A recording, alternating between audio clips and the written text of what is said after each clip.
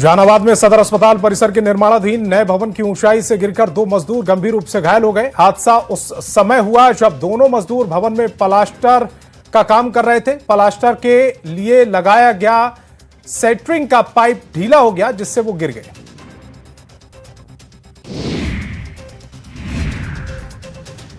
नालंदा में mob lynching के शिकार हुए दो युवकों की मौत मामले में एसपी ने गंभीरता से लिया है। एसपी भारत सोनी ने इस मामले की जांच के लिए एक एसआईटी गठित की है। राजगीर मेला क्षेत्र में दो लोगों को चोरी के आरोप में पीट कर हत्या कर दी गई थी।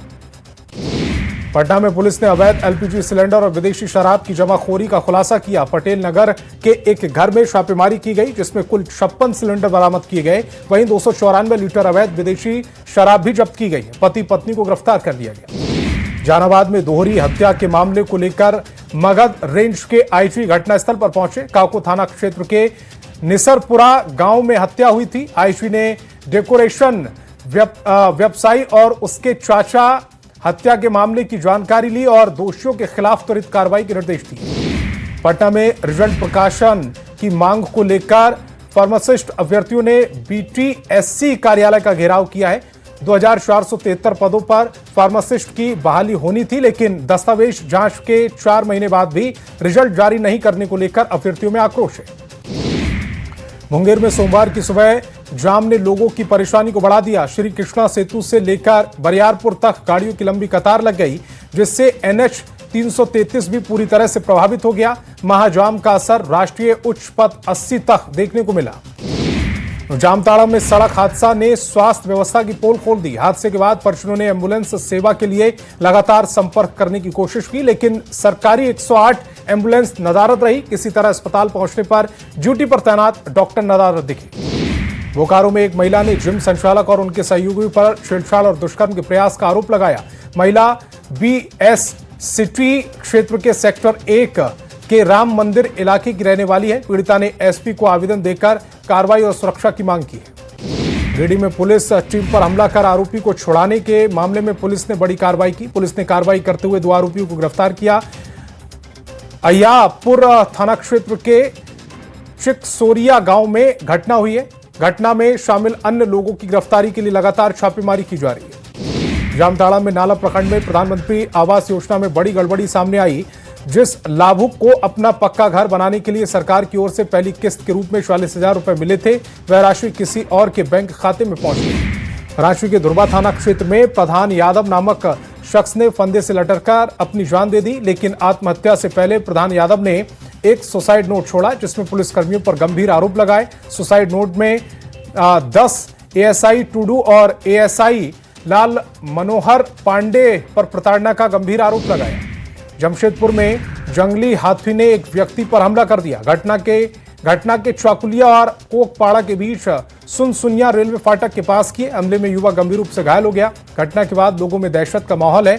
वन विभाग ने लोगों से सतर्क रहने की अपील की। खूंटी के रनिया थाना क्षेत्र में एक गैरेज संचालक की हत्या का मामला सामने आया। अज्ञात अपराधियों ने गैराज संचालक को उसके घर से अगवा कर तावा जंगल ले जाकर पत्थर से सिर कुचलकर हत्या कर दी। पुलिस मामले की जांच में जुटी है। मुंगेर में गंगटा मोड़ के पास ट्रक ने ऑटो को टक्कर मार दी। हादसे में महिला की मौके पर मौत हो गई, वहीं 2 अन्य लोग गंभीर रूप से घायल हैं। हादसे के बाद मृतक के परिजनों का रो कर बुरा हाल है। दुर्घटना में शामिल ट्रक को जब्त कर लिया गया है। जमुई में घर के आंगन में सो रही दादी और पोते को सांप ने डस दिया। घटना जिले के लक्ष्मीपुर बेलाटांड गांव की है। आनंद फानंद में परिवार वाले दोनों को इलाज के लिए सदर अस्पताल लेकर पहुंचे, जहां इलाज के दौरान उनकी मौत हो गई। रोशन आनंद जेल से निकलते ही पटना हाईकोर्ट पहुंचे। रोशन आनंद ने फैसल खान और किसान कोल्ड स्टोर के मालिक रामाशंकर प्रसाद पर भाई की हत्या का आरोप लगाया। उन्होंने केंद्र सरकार और बिहार सरकार से उच्च स्तरीय कमेटी गठित कर सीबीआई जांच की मांग की। नेपाल से प्रिंस यादव का पार्थिव शरीर पैतृक गांव सहरसा लाया गया। कोचिंग विवाद में प्रिंस यादव आरोपी थे, जिसके बाद गिरफ्तारी से बचने के लिए प्रिंस फरार हो गए थे और रविवार रात नेपाल के एक होटल में संदिग्ध हालत में उनका शव मिला। प्रिंस यादव की मौत के बाद फैजल खान ने संवेदना जताई है। फैजल खान ने एक वीडियो संदेश जारी कर प्रिंस यादव की मौत पर संवेदना जताई। कहा कि इस दुख की घड़ी में वे रोशन आनंद के परिवार के साथ हैं और हर संभव मदद करने को तैयार हैं।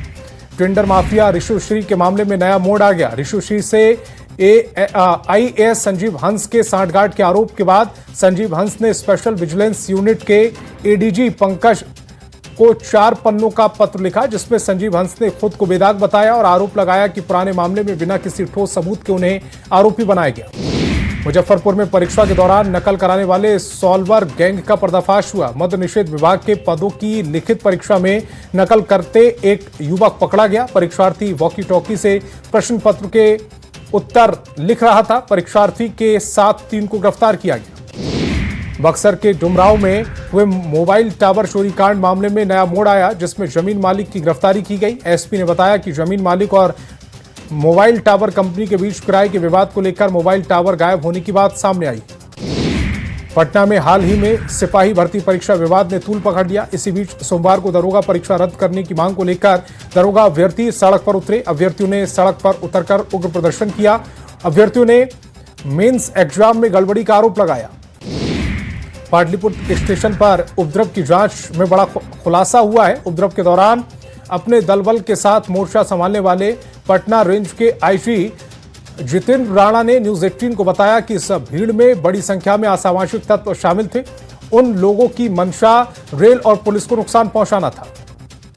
बेगूसराय में पुलिस ने शातिर साइबर अपराधियों को गिरफ्तार किया। अपराधी सोशल मीडिया से लड़कियों की तस्वीरें डाउनलोड कर एआई की मदद से उनकी आपत्तिजनक तस्वीरें बनाता था और उन्हीं तस्वीरों के जरिए लड़कियों और उनके परिजनों को ब्लैकमेल कर पैसे वसूलता था।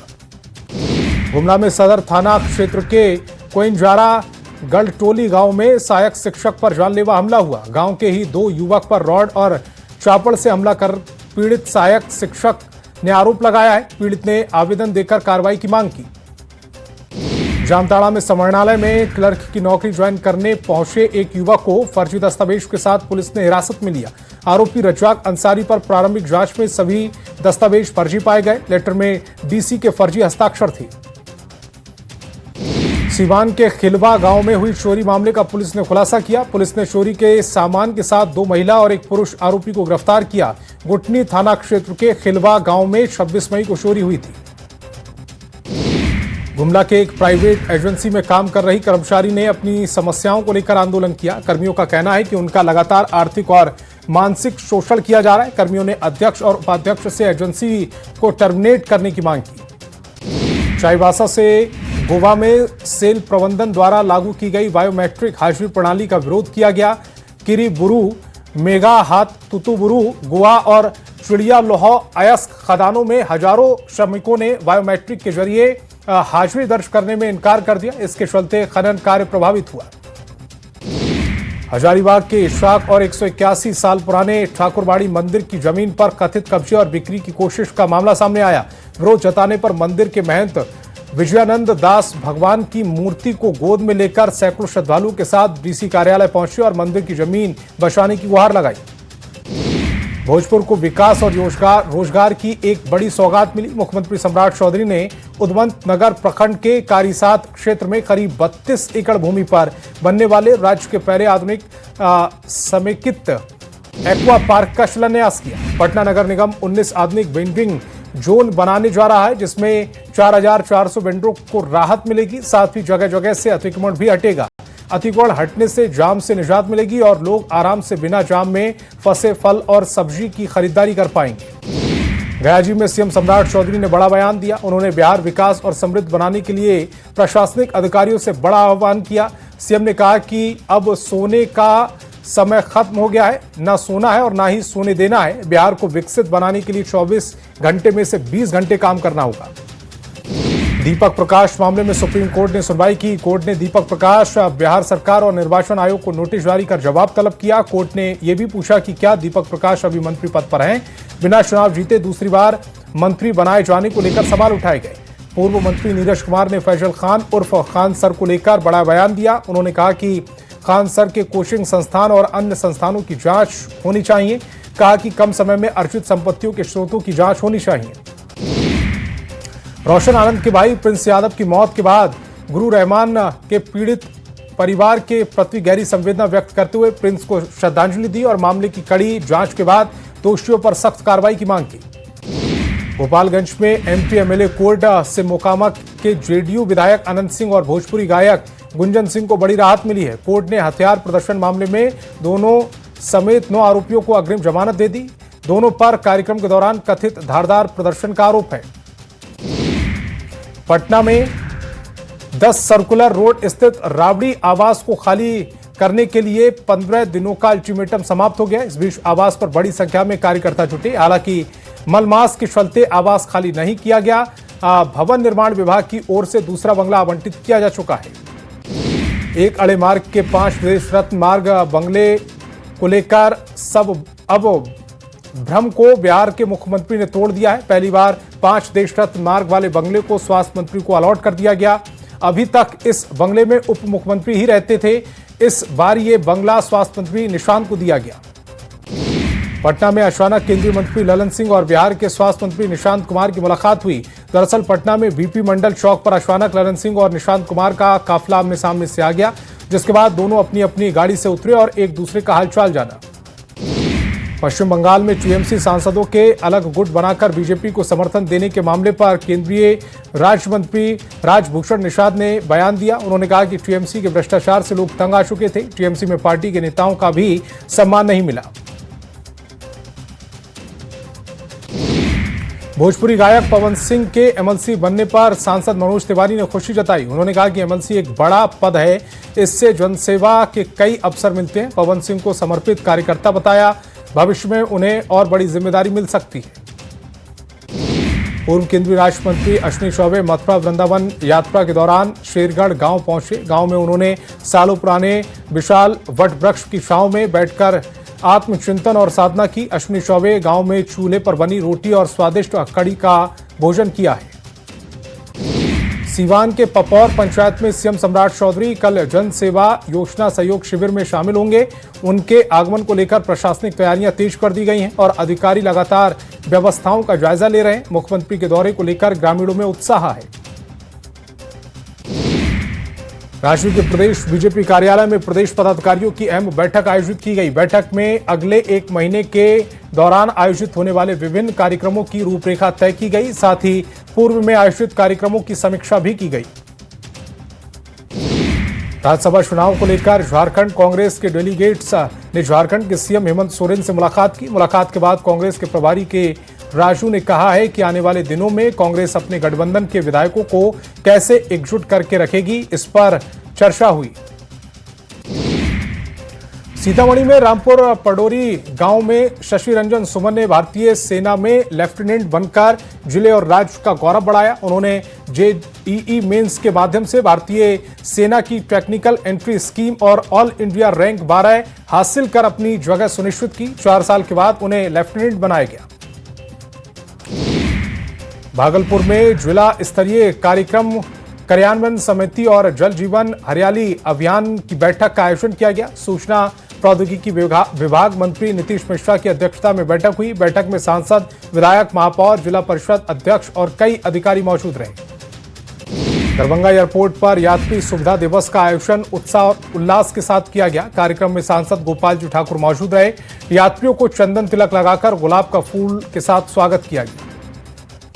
रांची के बिरसा मुंडा एयरपोर्ट पर यात्री सुविधा दिवस मनाया गया। एयरपोर्ट पर आने वाले यात्रियों को फूल देकर टीका लगाकर स्वागत किया गया। एयरपोर्ट पर काम करने वाले और पूरी व्यवस्था को संभालने वाले यूनिट के कर्मियों को सम्मानित किया गया।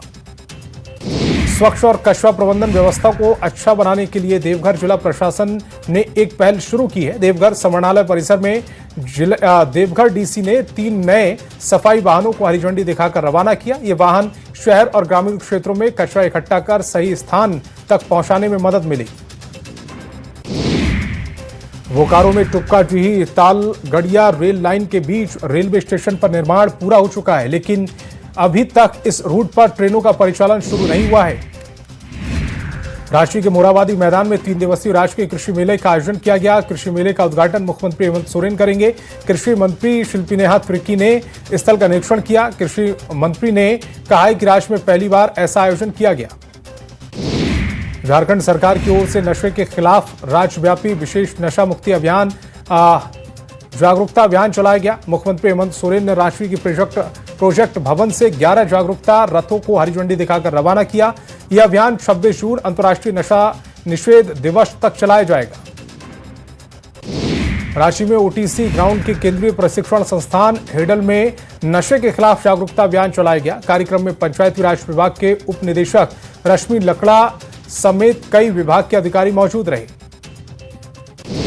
सरायकेला में विशेष नशा मुक्ति जागरूकता अभियान की शुरुआत की गई। डीसी ने समाहरणालय परिसर से जागरूकता रथ व हरी झंडी दिखाकर रवाना किया। ये रथ अगले 9 दिनों तक जिले के सभी 9 प्रखंडों में लोगों को नशे के दुष्परिणामों के प्रति जागरूक करेगा। दुमका के रामगढ़ प्रखंड स्थित दुर्गम लाठी पहाड़ पर सड़क पहाड़ की चोटी तक पहुंच गई है। सड़क बनने से लोगों की जिंदगी अब खुशहाल है। सड़क बनने के बाद शिक्षा व्यवस्था और स्वास्थ्य आवागमन की सुविधाएं आसान होंगी। सिमडेगा में जिला प्रशासन ने सतर्क सिमडेगा पहल की शुरुआत की है। बेसहारा बच्चों को सुरक्षा और बेहतर भविष्य प्रदान करने के उद्देश्य से यह पहल की शुरुआत की गई। समाहरणालय सभागार में आयोजित कार्यक्रम में डीसी सिमडेगा ने इस पायलट प्रोजेक्ट का शुभारंभ किया। रामगढ़ में अबुआ संताल समाज भारत दिशोम का दूसरा स्थापना दिवस आयोजन 16 जून को होगा। इस भव्य कार्यक्रम में झारखंड समेत देश के विभिन्न राज्यों के प्रतिनिधि शामिल होंगे। इसके अलावा नेपाल से भी प्रतिनिधि शामिल होंगे। सिमडेगा के आम का स्वाद अब यूरोप में भी लोग चखेंगे। जिले के आम्रपाली आम की 2 खेप यूके भेजी गई हैं। यूरोप में सिमडेगा के आम्रपाली आम की काफी डिमांड है। किसानों की आय भी काफी इसमें इजाफा होगा। रामगढ़ के उत्तरी छोटा नागपुर क्षेत्रीय पुलिस फुटबॉल टूर्नामेंट में भी खिलाड़ियों के बीच रोमांच चरम पर है। अपनी अपनी टीमों की जीत के लिए खिलाड़ी पूरा जोर लगा रहे हैं। फीफा वर्ल्ड कप का खुमार भी लोगों के बीच देखा जा रहा है। सीवान में आशा कार्यकर्ताओं का पिछले 10 महीने से मानदेय व वेतन बकाया है। भुगतान नहीं होने पर नाराज आशाओं ने सिविल सर्जन और राज्य स्वास्थ्य समिति को अलग अलग आवेदन देकर अविलंब भुगतान की मांग की। आशाओं ने पीएचसी में काम बंद करने की चेतावनी दी।